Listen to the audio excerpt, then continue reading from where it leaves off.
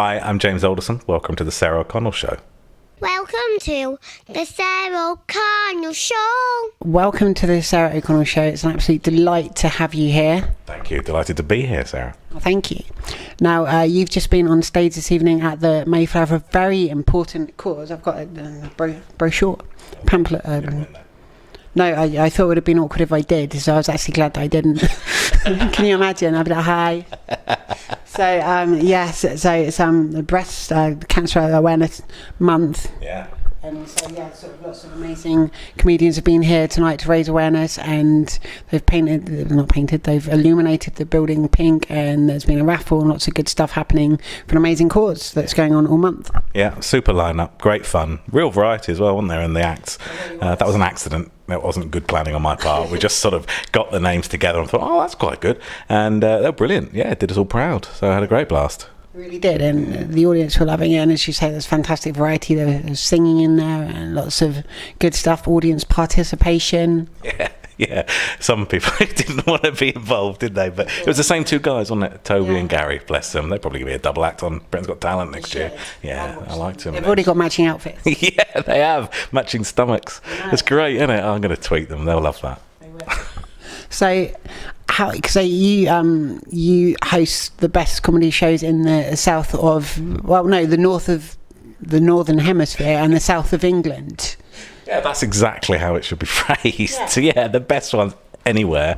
Definitely the best on the south coast, Sarah. I think that's fair to say.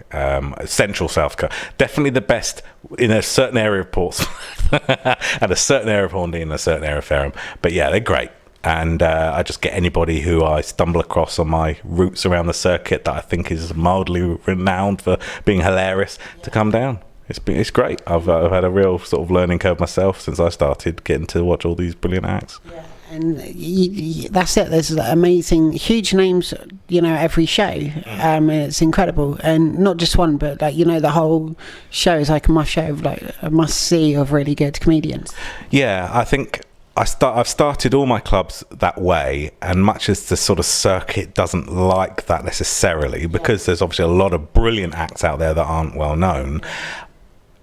When I started it was my livelihood, when I was learning to be a comedian and sort of climbing through the open mic circuits and feel like that. I didn't have any income as such, so I wanted to start clubs that would definitely sell tickets. So I filled them with acts that were well known. And now I've got the trust of the audiences, I'm starting to bring in the wonderful circuit acts that you and I know and love and can do brilliantly in any crowd. And they're obviously going down brilliantly as well. So yeah, it's great. So how long have you been doing comedy? When did you get into it? Almost to the day. My first open mic spot was 7 years ago in Worthing, at a club that's no longer there, which is good. No, it's great. Did you literally bomb? Is that why it's not there? Oh dear, no, actually I was just going to do it to say I'd done it, and that was it. I've given it a go, roll of the dice, and I had a blast, and no one was going to smash it in that room. There was like 17 and a half people in the back corner of a pub in Worthing. What bits were missing? What, of my set or the 17 and a half people? Oh, okay. No, well, some of the laughter was missing, but I think I was given 10 minutes, which is amazing when you first do your first spot, which shows the level of ability of the promoter to just give me 10 minutes. Like, okay, great. And I remember my second spot, they gave me 10 minutes, 15 minutes actually in Portsmouth. And my third spot, I asked them how long I had, and they said 5 minutes. And I remember replying and saying, 5 minutes? What can I do in 5 minutes? They said, well, that's how long you get, mate. So that was how naive I was. But 7 years ago on the 5th of October. So what date are we on now? First, isn't it? 1st of October, so it's basically Halloween and Christmas. Almost my birthday from when I started, the anniversary of when I started 7 years ago, yeah. It's been a good journey. It's a good place to celebrate it on the Sarah O'Connell Show as well. Well, that's the main thing. That is the main thing. I mean, I'd said when I started, after 7 years, if I can have got onto the Sarah O'Connell Show, I can give up, really. Exactly. People do say that. Most people do give up after going on the show. I don't know what it is. Well, they've achieved it. Where can you go from there? They just say mid-interview, I give up, and then they walk out. I don't know. People shout that to me in the street, though. Give up. But I don't. I refuse. Good idea. So the first time you went on stage, do you still remember it? How long have you been working on that material? Oh, the thing is, this was back when Google was really in its infancy 7 years ago. People forget. So I Googled open mic nights, and unless I wanted to play guitar somewhere, there was nothing coming up for comedy. So I searched for a good 3 or 4 months there to find somewhere I could do comedy. I even went to a few open mic nights and stood in the back corner watching people read poetry and play guitars and flutes and stuff, and thinking, oh, maybe I could just pop up and do a bit. Nothing, bottled it. Even in Southampton, I came to a place, and I found this place after about 3 months of searching, and I practiced my material and wrote material for 3 months every day in front of a camera on the mantelpiece with big sheets of paper, reading the jokes off, playing them back to the wife, and relentlessly. So it took a long time, and I kept doing that for probably about 6 to 12 months. Really? Yeah, kept doing it, kept filming it, and I filmed all my shows for about 2 or 3 years. Kept watching them back. Oh God, I was boring. I suppose you might think that you're boring just in and of yourself because you were doing it, and so you wouldn't, because you're too close to the material, I guess, and so you wouldn't find the humour in it necessarily now, because to you it's just, they're just words, as opposed to like comedy not has shock value necessarily, but you don't know where it's going, and that's the pride, and so it's well worn in your own sort of mind. Yeah, you get, and I think the thing that I was trying to do was to get to that point where I knew that material so well that I could make it sound spontaneous. Yeah. I could make it seem like it was freewheeling in front of people. And once you know your material, and I think a lot of comedians will say this, if you know your material perfectly, you can dip in and out of it. You don't forget where you were. You can ad lib and not panic. So I wanted to do that almost from the very beginning, and I always loved dipping in and out of the audience and having little chats here and there. And obviously you get better with time. Sometimes you just hit dead ends and think, oh God, what am I doing? Oh, it's okay, I know where I'm going to be on my material now. But it is boring, that repetition. But that is what it's all about. Just keep going over and over and over and over what you've got to say, and then you can grow it from there. And it worked for me. Yeah, watching back all those clips every day and playing it back to the wife. But also when you record it, you can see where the funny bit was that you maybe did ad lib. Hello. We have a guest. That's okay. I must say, by the way, I'm very impressed that the dressing room's got a bath in it. Yeah, I always insist. Every venue I go to. But they've never done it before. But I said, look, if we can get it because Sarah's coming, we're just going to have a bit of a thing. Well, it's a really reinforced toilet. I don't know, it's one or the other. That's enough for two. Enough for two. And then there's a standby sink as well in case it's overflow. Yeah.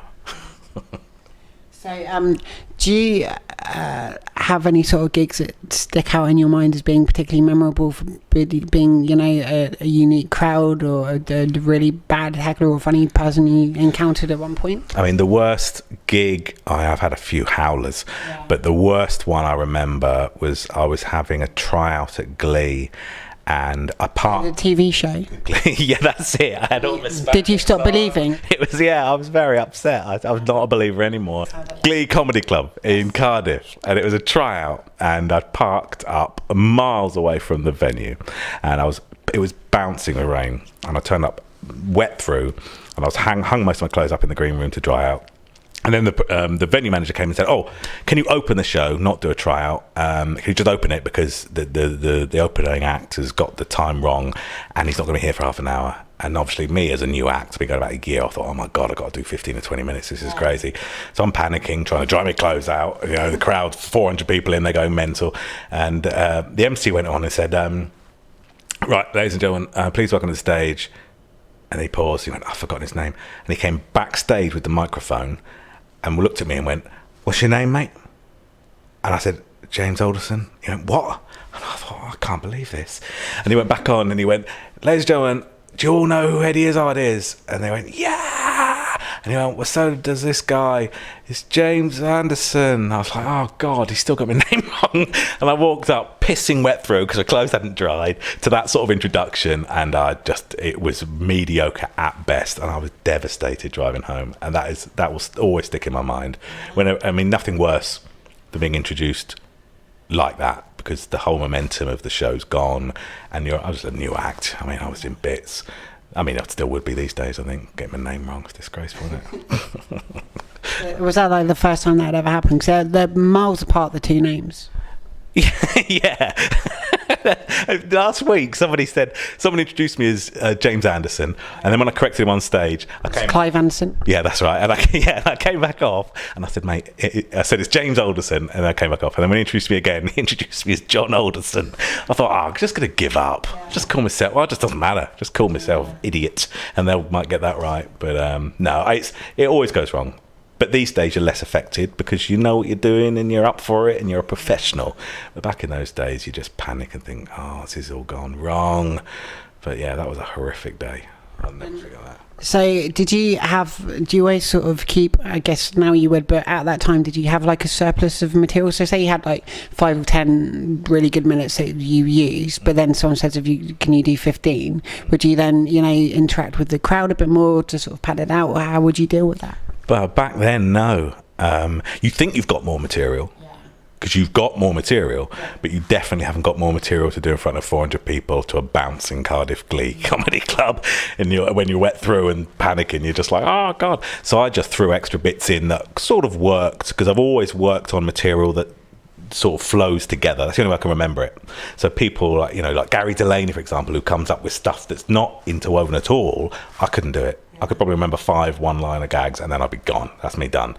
How he does a show, I've got no idea. But mine always seemed sort of flowing almost like a story. Even more so when I first started, it really was a story. So I had a little bits I could drop in between just to pad it out. But yeah, I didn't really have enough. And the laughs that night really didn't help. They really didn't pad it out. Sort of those sorts of laughs that go, ah, ha, ha. And then you got to try and get them going again. I thought, oh God, yeah. Like a car that won't start properly. Definitely, yeah. We had a few of them as well. But yeah, it was a tough gig. But I have had a few. I had one in Brighton, where, in fact, it was the night before my last tryout at the Glee, which was going to be in Oxford, and the night before was in Brighton. And I was having a real good run of gigs. A lot of comedians will tell you this. They'll have like 5 or 6 gigs that are going brilliantly, and you'll think, I've cracked this. I'm away. Here we go. And then you'll have one that will really be a sucker punch. And I went out into this Brighton gig, and I said my opening line. Can't remember what it was back then. And as soon as I said it, it's the thing that would normally get the crowd going. And then everyone just went and just looked down. And the front row held their head in their hands and looked down to their laps. I thought, oh my God. And I just died a death for about 10 minutes. And I thought, I can't fucking believe this. This is crazy. And so when I went to Oxford Glee the next night for my final tryout, those first 15 seconds setting up my opening line, I was watching 300 people thinking, please let this line go. And it took about a second, and then the room erupted with laughter at this opening line. I thought, oh God. And I just completely relaxed. But as you can imagine, the night before, with it dying and crashing and burning, was the worst thing that could happen before a last tryout. But yeah, horrible. But yeah, turned out all right in the end. I guess to start with, it's that much harder. Because say you've only done 2 or 3 gigs and one of them goes really badly, but then say you've done 100 gigs and you have a bad one, but you know the material works in other places, and it could be, it could be like the week before everyone gets paid, or it could be there's something bad's happened in the news, or there's a really horrible cliffhanger in EastEnders, and people are just they can't concentrate. You try and find reasons like that. You genuinely do, and I still do now, because you still come away from gigs and think, I just didn't go right. Why is that not? And you start to think in your head that you're not saying it in the relaxed way that we spoke about earlier. That spontaneity's gone. And sometimes I'll film it and I'll play it back, and it's still there, and you think, why did that not land? But it can be anything, especially when you're playing the crappy venues early on, where someone's just won a jackpot on a fruit machine, or someone's just let their dog in and is walking around the pool table, and people are like, oh, what's that going on? And the punch, but you don't spot these things, so you don't know why that line didn't land. But it is still tricky. Even after 100, I reckon I've probably done about 1,000 gigs now, and when you have a tough one, you still beat yourself up about it, because you take it personally that you may, well, maybe not personally, but you definitely think that you've lost it and something's gone wrong, and you wait for that next gig for it to work, and then you're back up on a high again. That must also be the sign of a good artist too, because if you're you don't care how the material goes, then it's not as good. But if you're if you really sort of focus and analyze your work on an ongoing basis, and maybe certain jokes don't land in a certain city or whatever it is, but if it's good. Yeah, you do come across comedians who come off and go, oh well, and go, and you think, I hate that when that happens. And they're quite nonchalant, but maybe they've been doing 10,000 gigs rather than 1,000. And they're a long way down the line where they just sort of shrug it off and fine. And that's okay, because I know they still care. But it's when you're earlier on, you really do beat yourself up over it. But it's a good thing. Is it like in any job, I suppose? And which, I guess you must know a lot of upcoming comedians as well. Which one should we be looking out for? Well, I mean, I run South Coast Comedian of the Year, which is a comedy competition across the South Coast. And the last winner, the first winner, Mike Cox, is just brilliant. And he's doing sort of middle 20s at paid clubs now and going all around the place. And he's brilliant. He really is. And I've gone with him to various gigs where he's been the middle spot and I've been opening or whatever. And I've encouraged promoters to book him. And last year's winner, Martin Ratton, just brilliant. From the first gig, the first heat of the competition that I saw him, I just thought, he's just brilliant. I bet you'll win this. And he went through out of 100 comedians and won the thing. And I've put him forward for loads of gigs since then. He's just terrific. So Martin Ratton and Mike Cox are probably the two that I would say at the minute, you know, got to go and find them and see them. I'm pleased they got involved in the competition, but also independently, they're doing great things themselves, going and doing gigs all over. So yeah, check them out. Last December, was it, you were in a Sky Christmas program? Yeah, Scared of Santa, which is great. Who isn't? It was emptying a sack all over your lounge. And sometimes you don't even invite him in, do you? It just happens. That's who Mum said it was anyway. Carpet's ruined. Recording it? No. Okay. Did you fit him in? I don't know if she fit him in. I didn't ask that. I was just like, when's he leaving? It's the gift that keeps on giving. But it was brilliant because I've got kids and seeing these clips, it's a classic talking head thing. So they show a stupid clip and then a comedian like me goes, oh God, stupid kid. And it was brilliant because these kids just going crazy, just petrified of Santa or a Christmas situation, and you just take the piss and it's wonderful. I love that sort of stuff.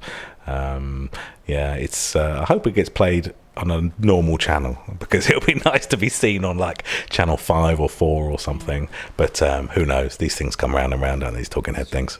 Is channel 5 a normal channel? Well, it would be if I was on it, obviously. It would normalise channel 5. Yeah, I'm the saviour of channel 5. I've always said that. That's it.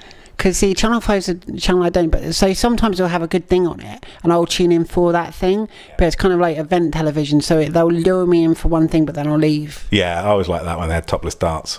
Yeah, I love channel 5 and I thought this is the channel for me, and when that's gone it's just lost all credibility for me, really. I don't like darts. I think they're a bunch of tossers, to be honest. I didn't, but then when they did that I thought, here we are.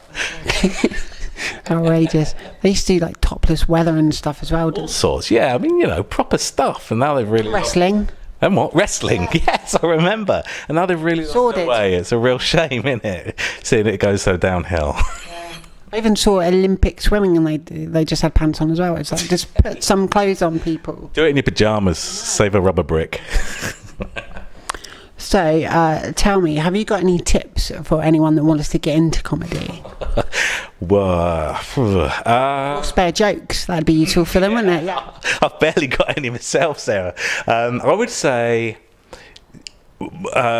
keep on keeping on. Everybody used to say that to me, and it was bloody annoying. And I remember Imran Youssef, I took him on a journey to a gig once. I did the gig with him, and I hated emceeing at the time. And I love it now. And he said to me, you just got to keep emceeing, mate. And I hated him for saying that because I really didn't want to do it. But I kept on emceeing and I kept on emceeing, and now I love it. And I think it's the same with gigging. Even if you're finding it difficult, if you think you've got a flair for it or you enjoy parts of it, just keep doing it and keep putting yourself on a stage. Find a point where you definitely think it's not worth carrying on. Unless you want to keep doing a hobby, do it as a hobby. If you want to try and progress and become a pro and get out there at the big clubs, just keep on going and keep on writing, record yourself all the time. That was a massive key for me. Recording myself at every gig I did, finding somewhere that was safe up on a shelf and wasn't going to get nicked. But yeah, record yourself and keep practicing and practicing as much as you can, and watch it back. Don't just save it on YouTube and think it's going to be making you famous. Just watch it back and see where you've gone wrong and learn from it. That's the only thing I did, and it worked for me, but you know, that might not be the key, but who am I really? Oh, if you watch the beginning of this show later, when I put it on YouTube, you'll know who you are because you said it. We'll do that, did I? Oh God, I'm getting old. Michael Anderson. Yeah. Oh, it's late at night, isn't it, on a Sunday? You sort of do sort It's of. Monday now. Is it? Christ, we're probably locked in. We might be having to do another one of these tomorrow. We can do like a stage show. We've got the bath. Oh, amazing. Have you brought the bubbles? Brilliant. Excellent. Oh, Yeah. there's no monkeys here. No, but we need more of these, don't we? Maybe we've got some minstrels and some Maltesers. They can be our bubbles. We'll just cover ourselves in it. This is going a bit weird now, isn't it? But hey, it's first of October. I'm not going to explain what they are either because it'd ruin one of your jokes. No, everyone knows what they are. It's fine. Everybody knows what they are. God. No, but they don't know the reasoning. And so to find out, they must see you live. Oh yeah, you got to. Pre-recorded. Yeah, see me live, or one of my many practiced YouTube clips I put up there from the early days. I've deleted all of those now. There's far too many on there though of me. I need to really have a trim down of those because it's sort of taken over YouTube. It's a bit embarrassing, really. Leave some room for me. Like it was like one in, one out at the moment. I have to wait for someone to delete a video before I can put a new one up. It's a bit busy on. I've run out of space. Yeah, it's all my clips. Oh, God. Hugely problematic. So what have you got planned for the rest of the year and beyond? Talk me through it. Oh, well, I've got a few big shows that I'm running over at Horndean Comedy All Stars and Spinning Attack Comedy Club. I'm going to say this because it's mind blowing. I've got a corporate in Reykjavik that I'm going to do that I'm taking the family on as well. So we're going snowmobiling and stuff. So that's exciting. Snowmobiling in Blue Lagoon. I mean, that's not very comedy, is it? But it's I'm pleased about it. And what else am I doing? Just gigging all over the circuit and whatnot. So yeah, You do a lot of travelling too, don't you? yeah, loads of travel, loads of driving all over the place, and I go abroad every now and again as well if I'm lucky.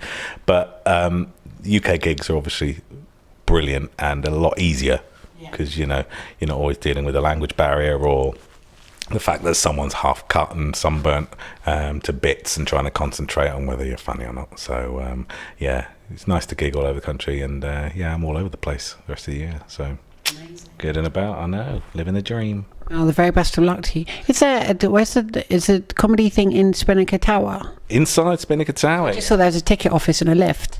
Yeah, we are in the ticket office. It's only 4 people, but it's an audience, isn't it? Yeah, it's very true. And there's pamphlets. The lift doesn't work, Sarah, so don't go in that. It was funny because the reason they stopped using that lift is because one time one person went up it and it's 2 doors, like most lifts, one side, and the doors on the outside of the lift opened into nothingness. So they thought, yeah, we've got to stop using this. And the company that wanted to fix it kept charged them a fortune, so they stopped using the lift. But it's on the ground. You get to go up the top of the Spinnaker Tower before the show and then come down to the 150-seater club on the ground floor with the backdrop of the harbour. So it's lovely.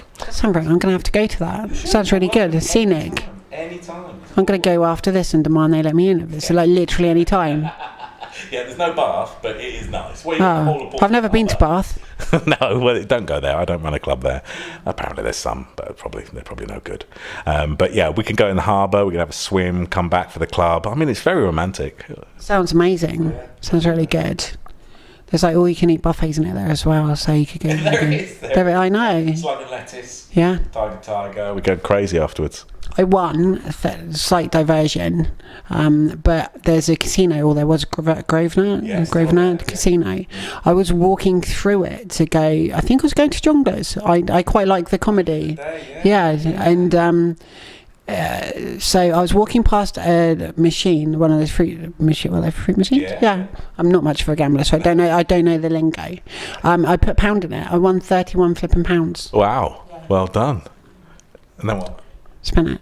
Or on the roulette or something? No, just on food and life, and yeah. And I'm still living off it now. Several years later, I've been very frugal. You'd be a rich comedian with 31 quid in your pocket. Yeah, God, I remember those days. I remember going to the Jongleurs back in the day, and one of the first gigs that I went to, I saw Raymond and Mr. Timkins review on, and I was like 22, 23. That's going to age them now. They'll hate me saying that. But I remember watching it in that big club that they had there, the Bespoke Club out the back, that they don't have anymore. But it was, oh God, brilliant club right back then, 20 years ago. Wonderful, but hey-ho. Stop calling me a hoe, though. That's unnecessary. Hey, yeah, that's better. Just catch you in the There respect. I've got YouTube show, so. Must ask finally before I wrap this up, because I've just remembered that there's a on one of your YouTube videos. There's a derelict building in disregard that's set on fire. And what's the latest? I don't know what the date of that video was, but then I saw the update one where it's like it was on fire and stuff. How's that building doing? Someone's kicked the roof in. It's all boarded up now, and they're saying, "Oh, there's nothing you can do about it." So it's we've sort of given up on that one because I predicted that would happen a few years ago. All these old buildings get knocked down, and they do. Every town has it, don't they? So we're trying to save another one at the minute called the Wellington Pub, and it's got temporary listed building status now, so that's quite a good success story at the moment. So we're hoping to sort of save that as a community building. But you've got to enjoy the history of your local area and look after your town or village or wherever you live. Have a bit of history would be nice. So get a bit of character. I've got a bit of history. I get very angry about it. Have you? Are the community trying to save you? I don't know. They just post rubbish through my door every day and make me hungry. It's because of pizza things and... I try and help the community by ordering from every one of those leaflets as they come through the door. I just think, you've got to help them out, haven't you? Give a bit back. Yeah. So it's been an absolute pleasure having you on the Sarah O'Connell Show. Thank you for having me at your lovely event in your room with a bath. Yeah, well, we'll be here for a few more hours, obviously, until they open up in the morning, but we'll have some fun, won't we? There's a window open, but I think we're quite high up. Yeah, I'm not going to get through that. We'll probably get like half an ankle out there to try and flag someone. Out like that. Help. That'll be it. Just stay here. It's quite nice. There's Doritos. It's actually nicer than my house. It's the bath is anyway, but we'll give it a go. Exactly. The bath, we'll give the bath a go.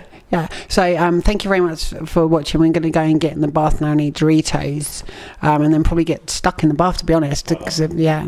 Place to get stuck. Exactly. Thank you very much for watching. Be sure to share, subscribe, give the video a big thumbs up, and I'll see you all again soon for another episode of the Sarah O'Connell Show. Bye.